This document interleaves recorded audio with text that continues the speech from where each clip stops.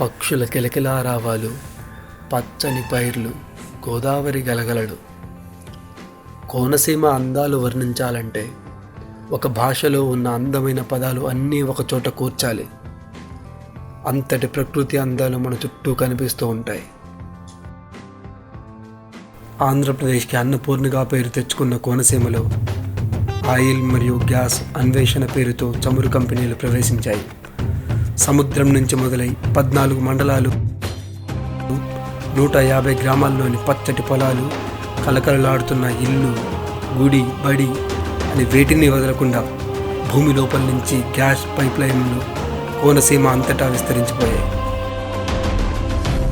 మన ఇంధన అవసరాలు, భవిష్యత్తు, దేశాభివృద్ధి కోసం చమురు కంపెనీలు అవసరమే. అభివృద్ధికి ఎవరూ అడ్డు కాదు. కానీ అభివృద్ధి పేరుతో అవినీతి జరిగితే అది అరాచకానికి దారితీస్తుంది. ఈ అరాచకానికి నిలువెత్తు సాక్ష్యాలు పచ్చని కోనసీమలో జరిగిన అగ్ని ప్రమాదాలు.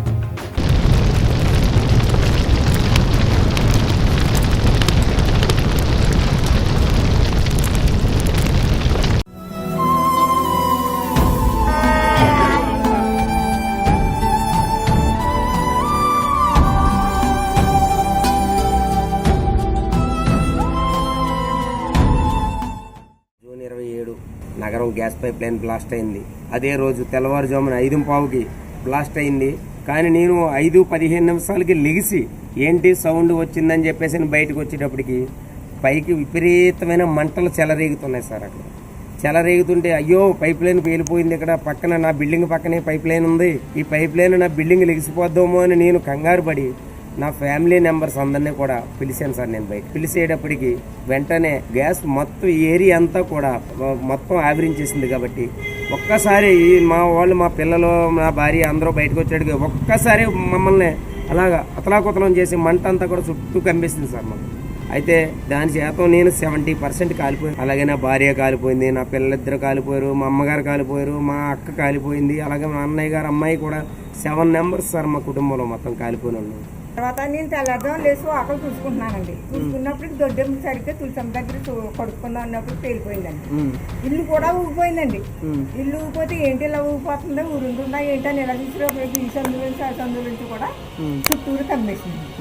ఇంకా అలాగే గమ్ముని చిప్పులు కట్టడానికి పడేసి పరిగెట్టిపోయింది. ఇలాగ మా అబ్బాయి, మా కోళ్ళు అందరూ కూడా బయటకు కూడా వెళ్ళలేదండి. 2 ఇళ్ళు మయ్యాలు, ఇదిగో ఆ మయ్యాలు నిల్చున్నామండి కింద. నిల్చున్నాడు కూడా కొట్టేసింది. మా చచ్చిపోయిందండి మా కోళ్ళు. గ్యాస్ వల్లే పోయిందండి ఆవిడ, లేకపోతే ఆవిడకి ఏం ప్రాబ్లం లేదండి. తర్వాత మా మనవలండి మొత్తం 7 కాలిపోయామండి.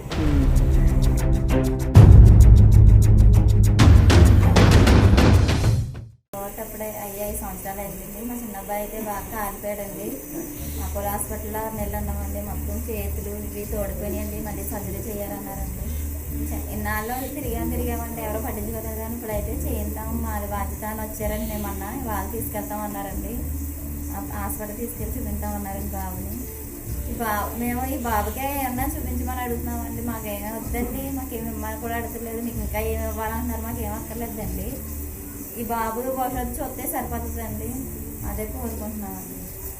దీని కారణంగా నా భార్య కూడా ఒక 2 సంవత్సరాల అనంతరం ఆవిడ కాలం చేస్తుంది. ఆవిడకి లెన్స్ పాడైపోయి ఈ డస్ట్ పట్టేయటం వల్ల లెన్స్ పాడైపోయింది సార్.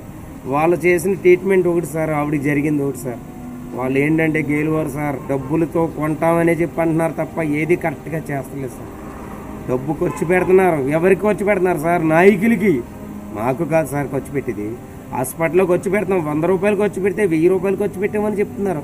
కానీ ఏంటి సార్ మా బాడీలు ఎలా ఉండిపోయినాయి చూడండి సార్. చచ్చిపోయినా కూడా హ్యాపీగా జీవిద్దామో, హ్యాపీగా ఫీల్ అవుతామో మేము. మమ్మల్ని బ్రతికించి సర్వనాశనం చేసి మా జీవితాలన్నీ కూడా నరక యాతనలో పెట్టారు సార్. ఎందుకు బతుకుతున్నామో తెలియదు ఇక్కడ. ఈ బాడీ ఎంత దురదలతో, మంటలతో జీవిస్తున్నాం సార్. మమ్మల్ని పట్టించుకునే నాయకులే లేదు సార్. గాయపడ్డారు. ఆ గాయంలో 5 రోజులు హాస్పిటల్లో మృత్యుతో పోరాడి 5వ రోజున పోవడం జరిగింది, జూలై 2వ తారీఖున. ఆ 5 రోజులు అధికారులు మా దగ్గరికి వచ్చి అవి ఇస్తాం అని చెప్పి 10 లక్షలు ఇచ్చి ఇంటికో ఉద్యోగం ఇస్తామన్నారు. చంద్రబాబు నాయుడు గారు వాళ్ళ అబ్బాయికి ఉద్యోగం ఇచ్చారు, కానీ మా పోయిన వాళ్ళలో ఒక్కడికి ఉద్యోగం ఇవ్వలేదు. నగరం దుర్ఘటన అంత పెద్ద విషాదాన్ని మిగిల్చిన దాని నుంచి కనీసం పాఠాలు నేర్చుకోలేదనడానికి సాక్ష్యం మలికిపురంలో ఈ మధ్యకాలంలో 1 నెల ముందు జరిగిన గ్యాస్ లీకేజీ ఇది. ఈ కాలిపోయిన కొబ్బరి చెట్ల స్థానంలో మనుషులే ఉంటే వారి ప్రాణాల పరిస్థితి ఏంటో మనం ఊహించుకోగలమా? ఇంకెన్ని ప్రాణాలు పోయే వరకు మనం ఈ నిర్లక్ష్యాన్ని భరించాలి? గ్యాస్ సప్లై అవుతుందండి. ఇది చిన్నపిల్లడు వచ్చి ఎలాగంటే ఇదిగోండి కదిలిపోతుంది. ఇది వ్యవస్థ. ప్రజల ప్రాణాలను కాపాడడానికి మాత్రం కనీస భద్రతా ప్రమాణాలను పాటించడం లేదు. కాంట్రాక్టర్ల దురాశ, చమురు కంపెనీల నిర్లక్ష్యం, అలసత్వం వల్ల ఈ పైప్ లైన్లు ఎప్పుడు పేలుతాయో తెలియక కాళ్ళ కింద ల్యాండ్ మైన్లు పెట్టుకుని జీవిస్తున్నట్లు ఉంది ఈ కోనసీమ వాసుల పరిస్థితి.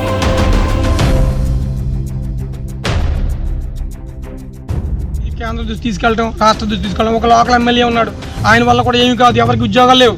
ఆయన డ్యూటీ ఆయన చేసుకుంటాడు, ఏం గట్టిగా మాట్లాడితే లేదా ఏదన్నా అంటారు తప్ప ప్రయోజనం అయితే ఎమ్మెల్యే వాళ్ళు కూడా ఇవన్నీ చేసి మాకు ఉపయోగం కల్పించే విధంగా కూడా ఆయన తీసుకోవట్లేదు. రాష్ట్రం ఈవేళ కోనసీమ ప్రాంతం అంటే మన రాష్ట్రానికి గుండెకాయ లాంటిది. ఇక్కడ కోనసీమని అన్నపూర్ణ అని అంటారు. ఇక్కడ వేలాది ఎకరాలు పంట పొలాలు ఉన్నాయి. అంటే పచ్చటి చెట్లు, కొబ్బరి చెట్లు, అలాగే ప్రకృతి ఆహ్లాదంగా ఉండే నగరం ఏదైనా ఉందంటే ఈ రాష్ట్రంలో కోనసీమ ప్రాంతం. ఈ ప్రాంతంలో ఉన్న మరి మా పేద యొక్క ప్రజలు సమాధుల మీద కోట్లాది రూపాయలతో బిల్డింగ్ కట్టుకుంటున్నారు. ఈ యొక్క సమాజాన్ని కూలదోసి సమాధుల మీద బిల్డింగ్ కట్టుకునే వ్యవస్థకు తీసుకొచ్చారు. ఈ గేలువారి డబ్బు తినేసి గేలువారు చేసి పని ఏంటంటే నాయకుల్ని కొంటున్నారు. రాజకీయ నాయకులనే కాదు, అలాగే అధికారులనే కాదు, డబ్బుతో కొంటున్నారు. కానీ ప్రజలను మాత్రం డబ్బు పెట్టి ఖర్చు పెట్టి వాళ్ళ హ్యాపీనెస్ కోరుకుంటలేదు సార్.